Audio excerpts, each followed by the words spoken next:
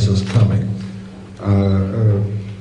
Готовясь к написанию данной книги, у меня было уже предвидение грядущего кризиса экономического.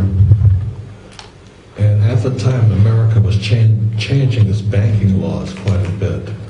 И в то же время наблюдалось изменение банковского законодательства в США. And that's why I wrote in Rich Dad, Poor Dad, your house is not an asset. И поэтому главный постулат, который трактуется в книге «Богатый папа, бедный папа», что ваше жилье, ваш дом не является активом, как предполагали многие. So many people were, many Americans were using their credit cards, and to be able to pay off their credit cards, were borrowing money on their houses. И многие американцы для того, чтобы расплатиться по долгам, накопившимся на кредиткам, к сожалению, использовали какие-то вот закладные средства по жилью, ипотеку.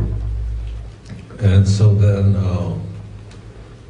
Rich Dad, Poor Dad had to be self-published because no publisher picked it up. И также интересный факт, что мне пришлось как бы сам издать книгу «Богатый папа, бедный папа», потому что на тот момент не нашлось заинтересованных издательств. Then in the year 2000, it made the New York Times bestseller lists. It was the only only self-published book to make the list. И тем не менее удивительно, парадоксально, что в 2000 году книга, которая, можно сказать, самоиздат, попала в список бестселлеров The New York Times.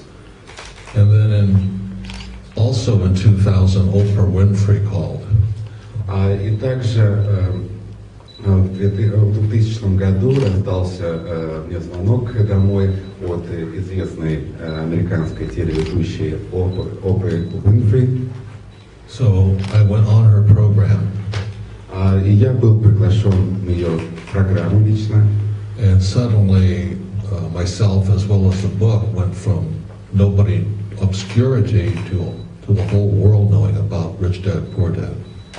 И в одночасье вот, и сама книга, и я, «Богатый папа, бедный папа», стали известностью. In 2002, you may know the NASDAQ, or the U.S. stock market crashed again. И как вы знаете, в 2002 году NASDAQ, фондовая биржа США, также потерпела крах. And in response, the U.S. government started to accelerate the amount of debt a person could have on their house.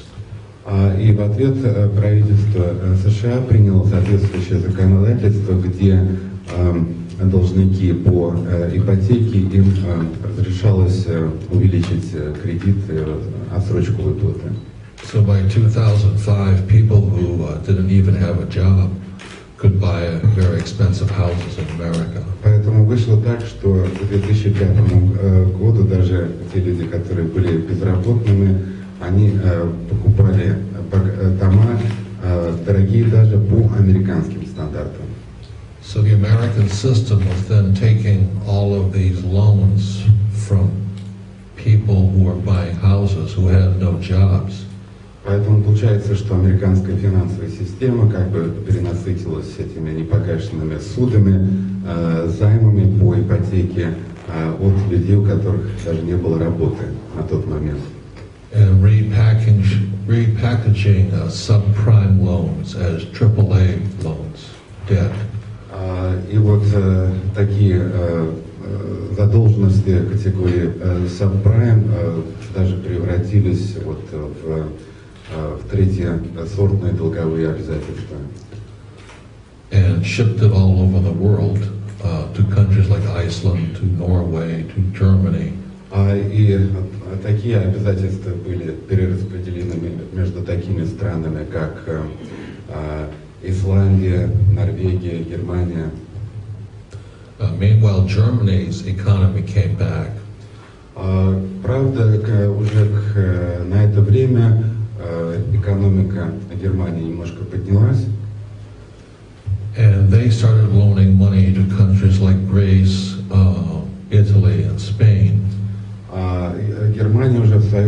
начала давать суды таким странам, как Италия, Греция, Испания. So when the U.S. debt in about 2006 could not be repaid, И так оказалось, что к 2006 году США уже не ждали возвращения по долговым обязательствам. the whole banking crisis of the world started to come apart. И как раз в это время разразился мировой банковский кризис. And the economy is collapsing today. И мы видим, что сегодня экономика мировая находится в стадии коллапса. China did the same thing. They loaned the U.S. a lot of several trillion, a couple $trillion now, I think. Китай поступил соответствующим же образом, и они где-то вот, по-моему, пару триллионов долларов одолжили правительству США. So that is the world where the world is today. Поэтому вот где оказался сегодня мир. America, the gap between the rich and the poor is extremely wide. For the first time, middle-class Americans are now becoming poor. И как вы, наверное, кто-то знает из вас, все увеличивается разрыв, пропасть между богатыми и бедными в США, и впервые в истории происходит массовое объединение среднего класса. Is it estimated between 12 million and 25 million American homes will be lost in total? По оценкам, где-то 12-25 миллионов американцев за долги потеряют свои дома. And they don't expect England to last another 5 years, America another 5 years. И может быть такая же ситуация в течение следующих 5 лет возникнет и в Англии. Which will mean Europe will come down, which mean eventually China will suffer. И с падением экономической системы Европы это, конечно, негативным образом отразится и на экономике Китая. And India is in trouble now. Теперь мы наблюдаем и аналогичные проблемы в Индии. So in the meanwhile, the rich get richer.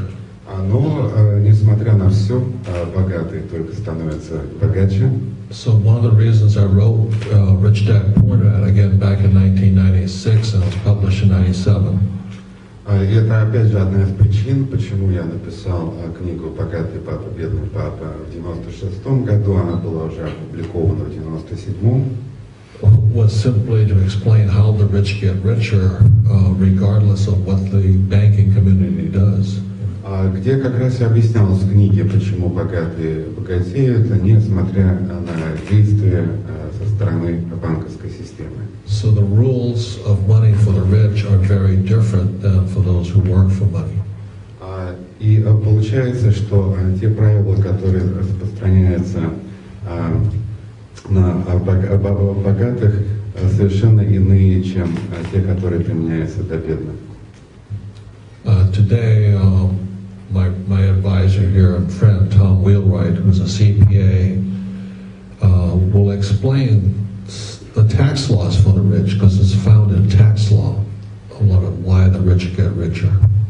Сегодня мой финансовый консультант и аудитор, бухгалтер компании Том Wheelwright как раз объяснит, почему были приняты такие изменения в законодательстве, позволяющие такое беспрецедентное обогащение. So in my latest book, just published, Unfair Advantage, I talk about how tax laws and debt make the rich very, very rich. The reason we have so much debt in the world is because the rich know how to use debt and the poor middle class do not.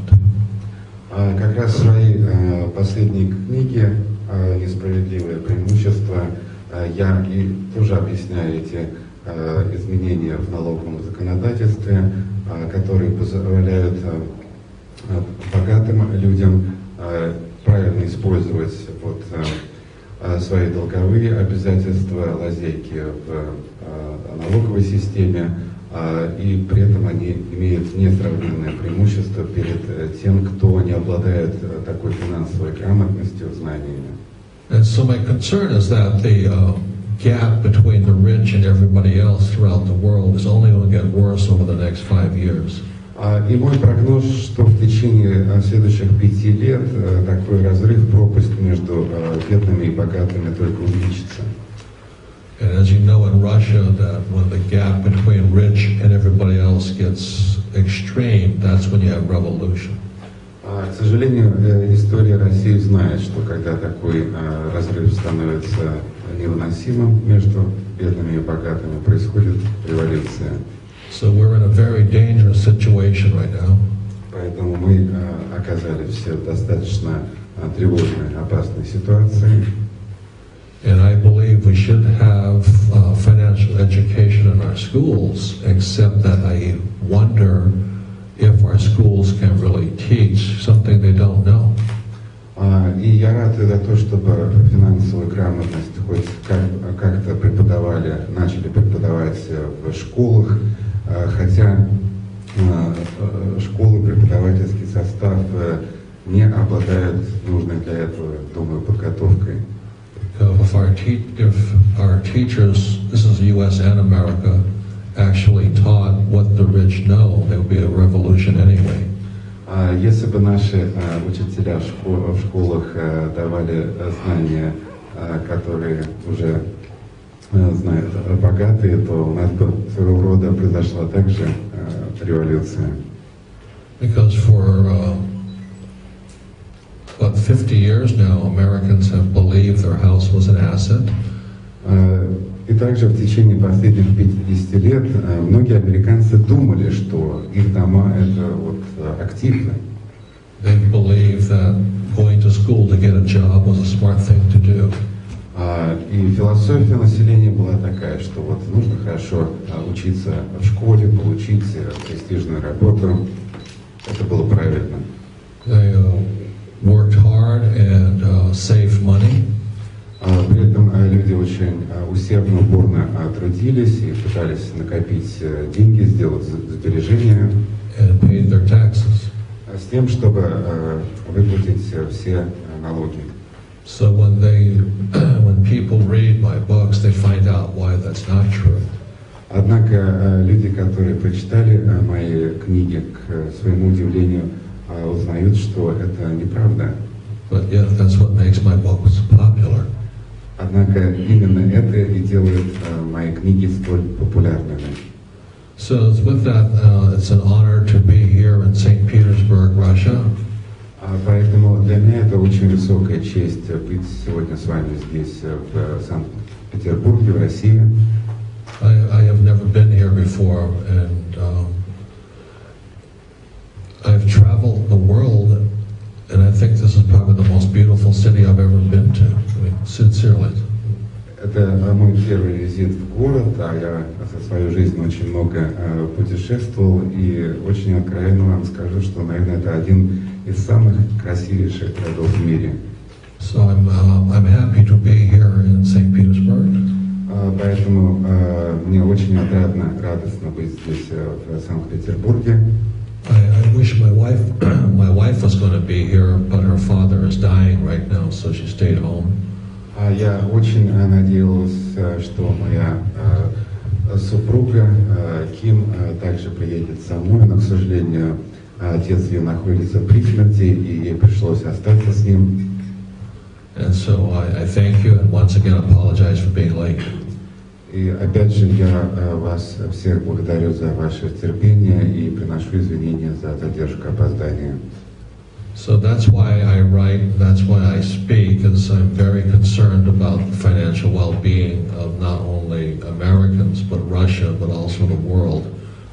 It is not good to have such extreme gap between rich and everybody else all over the world. Поэтому я столь встревожен и озабочен финансовым благосостоянием населения, как в России, так и в Америке и других странах мира. Это неправильно, что такой разрыв колоссальный существует между богатыми и бедными в мире. So thank you. Are there any questions? Всем большое спасибо. И первые вопросы, пожалуйста.